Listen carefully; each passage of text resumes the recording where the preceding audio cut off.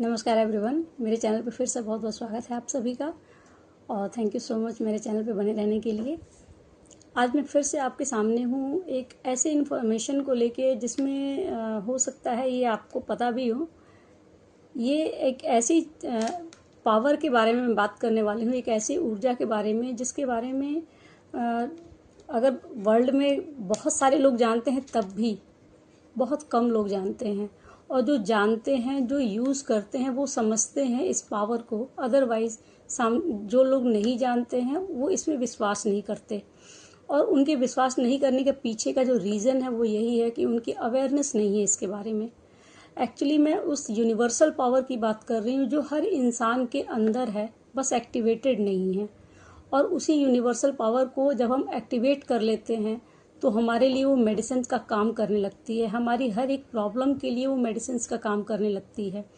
उस पावर को ही बोलते हैं रेकी की पावर, यूनिवर्सल पावर। जैसे आपने बचपन में देखा होगा कि कभी हुआ होगा कि मम्मी पापा या कोई भी, कभी आप गिरे हो, चोट लगी हो, तो अपने हाथों को रब कर देते थे, बार बार रगड़ देते। आपने अगर अपने बच्चों को भी किया होगा, गिरते के साथ कुछ भी उस पर अप्लाई करने के पहले सबसे पहले तो अपने हाथों को रब कर देते हैं जिससे उसको रिलीफ मिल जाए। वो रिलीफ क्यों मिलता है?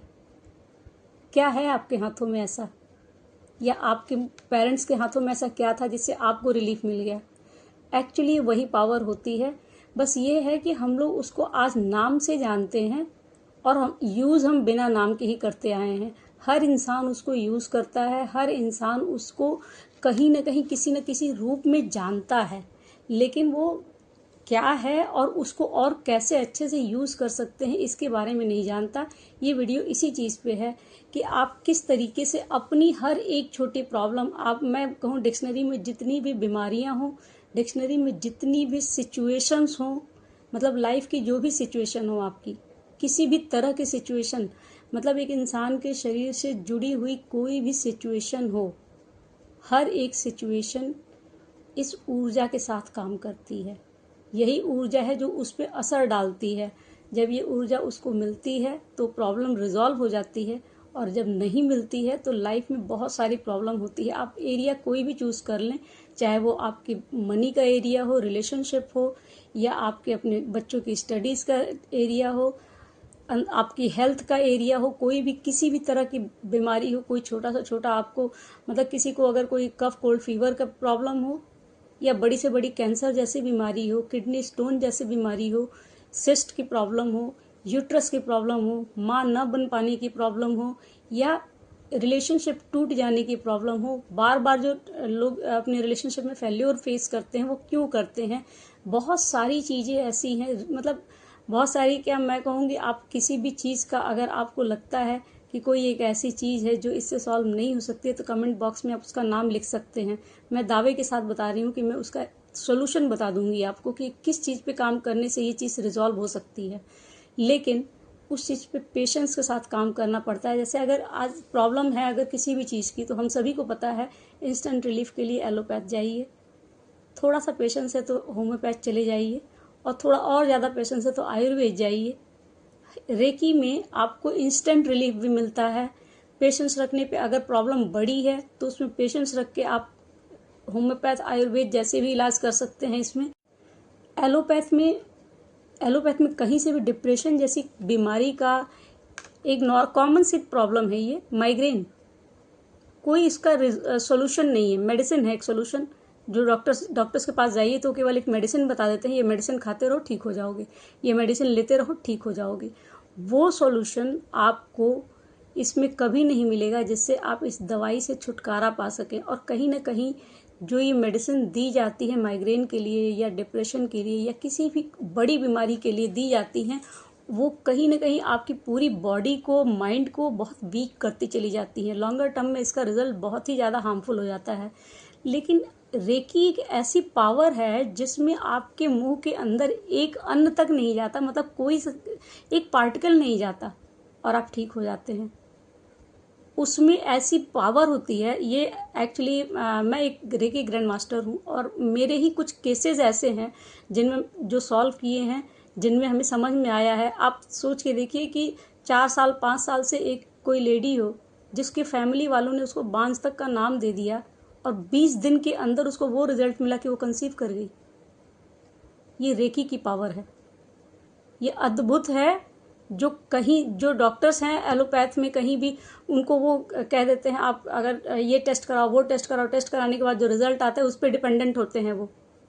लेकिन रेकी इस पर डिपेंड नहीं करती। रेकी आपकी अपनी खुद की रिसीविंग मोड पे डिपेंड करती है कि आप उस ऊर्जा को कितना रिसीव कर पाते हैं। जो भी प्रॉब्लम है आज की डेट में, जो सिचुएशन बनी हुई है किसी भी इंसान की फैमिली में, रिलेशनशिप में, घर में, जो भी प्रॉब्लम चल रही है उसको सॉल्व करने का जो परमानेंट सोल्यूशन है वो रेकी है।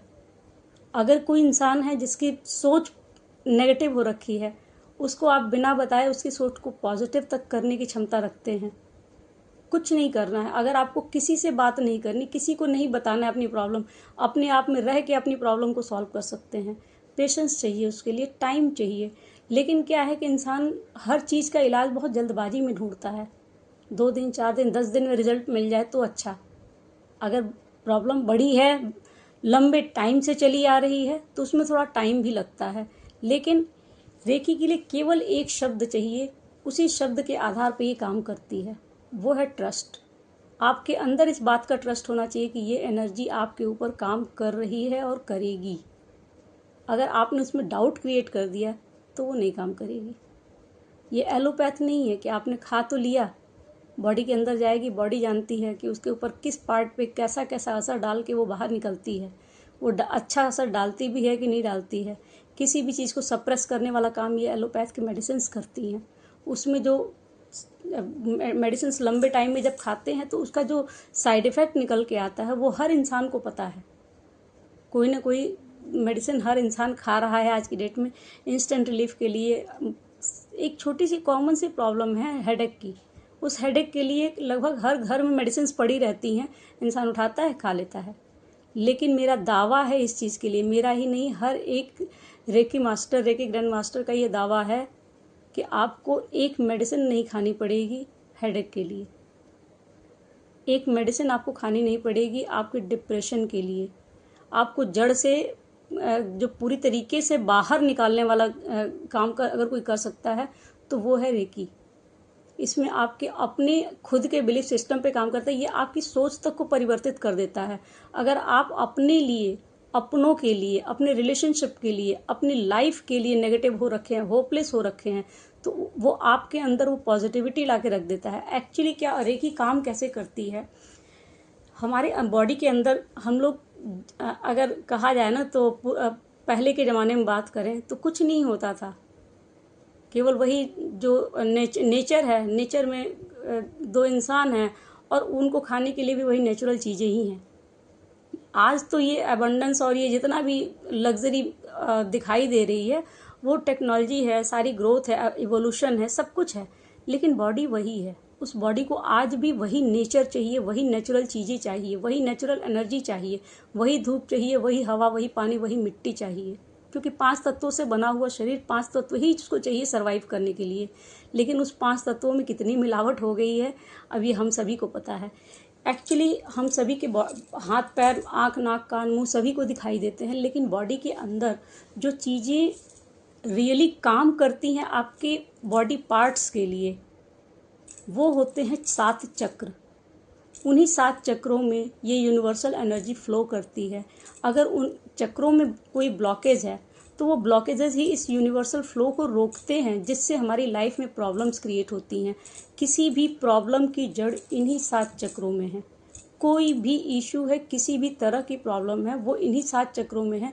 और इन्हीं 7 चक्रों को बैलेंस करके इस यूनिवर्सल फ्लो को अगर कंटिन्यू कर दिया जाए, उसको मेंटेन किया जाए, तो लाइफ की हर एक प्रॉब्लम रिजॉल्व हो जाती है। एक्चुअली जो इसके जस्ट पहले वाली एक वीडियो डाली थी मैंने, मोह माया, उससे बाहर निकलने का रास्ता भी इसी में है। आपको जब क्लैरिटी मिलती है, जो 7 चक्र है ना, उनमें हम लोग अगर किसी को किसी चक्र के बारे में नहीं पता होगा तब भी एक अनपढ़ इंसान को भी पता होगा कि यहाँ 3rd आई है, शिव जी की तीसरी आँख है। एक्चुअली हमारी लाइफ में अगर किसी चीज़ की क्लैरिटी नहीं मिल रही है, किसी चीज़ में जो इनडिसीजन की प्रॉब्लम है, कहीं भी डाइसी सिचुएशन बनी है जहाँ पे आप किसी एक तरफ नहीं जा पा रहे हैं, क्लैरिटी नहीं है, बच्चों को पढ़ाई लिखाई में फोकस नहीं बन पा रहा है, वो चंचल है, जैसे कि हम लोग कह देते हैं, नॉर्मली कह देते हैं कि बच्चा बड़ा चंचल है, इसका फोकस नहीं बनता। एक्चुअली उसकी थर्ड आई पे प्रॉब्लम होती है, वो फोकस नहीं करने देती उसको। अगर वही हम कहें कि उसको सब कुछ आता, तो पढ़ता तो बहुत है, लेकिन उसको क्लैरिटी नहीं रहती, पता नहीं क्या क्या लिख के चला आता है। ये छोटे बच्चों की बात कर रहे हैं। बड़े लोगों में अगर सामने दो चीज़ें पड़ी हैं, दोनों में कौन सी हमारे लिए सही है, कौन सी हमारी गलत है, जो हमने काम किए वो हमारे लिए सही थे या गलत, हमने जो डिसीजन लिया वो मेरे फेवर में था या नहीं था, इन सारी चीज़ों की अगर क्लैरिटी कोई देता है तो ये थर्ड आई देती है। इल्यूज़न डिल्यूज़न से बाहर निकालने का काम ये थर्ड आई करती है। अगर यही थर्ड आई ब्लॉक होती है तो इंसान अपनी लाइफ में इतनी बड़ी बड़ी मिस्टेक्स कर लेता है, उसे वो समझ में नहीं आता, अच्छी चीज़ों को गलत समझ लेता है, गलत चीज़ों को अच्छा समझ के बैठा रहता है। उसके पास कोई क्लैरिटी नहीं होती है कि जो चीज़ें वो देख रहा है वो सही देख रहा है कि गलत देख रहा है। उसी तरीके से अगर किसी इंसान के पास अंदर बहुत कुछ है लेकिन वो कुछ कह नहीं पा रहा है, अच्छा खासा प्रोजेक्ट की तैयारी तो कर लिया, उसने PDF तैयार कर लिए, सारे PPT तैयार कर ली, सब कुछ कर लिया, ऑफिस में पहुंच गया, लेकिन एक्सप्लेनेशन नहीं आती, प्रेजेंटेशन नहीं दे पा रहा। क्यों? क्योंकि उसकी कम्युनिकेशन वीक है, उसके थ्रोट चक्रा वीक है। उसके थ्रोट चक्र मतलब गले में जो चक्र होता है, अगर वो चक्र बैलेंस नहीं है तो आपके अंदर चाहे जितनी भी फीलिंग्स हैं, आप अपने पार्टनर को कभी भी एक्सप्रेस नहीं कर पाते कि आप उसके लिए क्या फील करते हैं। ये जो रिलेशनशिप का एक मेन इशू है, एक व्यक्ति दूसरे की फीलिंग को नहीं समझता कि सामने वाला जो दिखा रहा है, जिस तरीके से बिहेव कर रहा है, उसके अंदर कुछ है भी कि नहीं है। एक्चुअली उसके अंदर हो भी तो वो दिखा नहीं सकता अगर थ्रोट चक्रा ब्लॉक है। तो कहने का मतलब है कि जो चक्र है ना, हमारी लाइफ की हर एक चीज़ पे असर डालते हैं।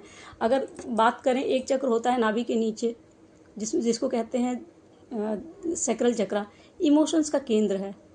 हर एक ट्रॉमा, जितनी भी ट्रॉमा एक लाइफ में एक सोल झेलती है, बचपन से लेकर बुढ़ापे तक, वो सब कुछ वहाँ स्टोर होता है।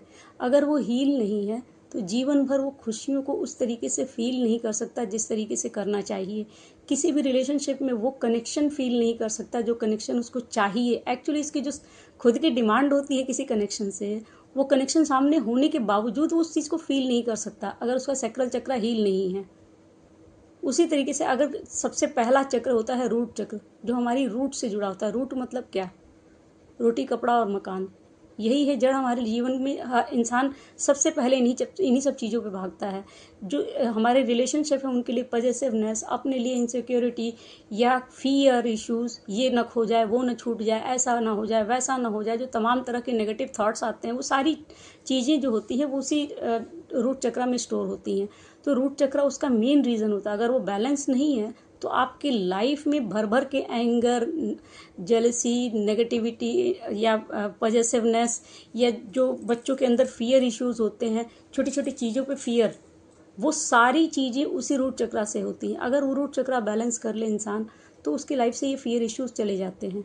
इसी तरीके से अगर ये सातों के सातों चक्र बैलेंस हैं, क्राउन चक्र होता है, इसको सर के ऊपर रहता है ये चक्र, इसीलिए इसको क्राउन चक्र बोलते हैं, हिंदी में सहस्त्रार बोलते हैं।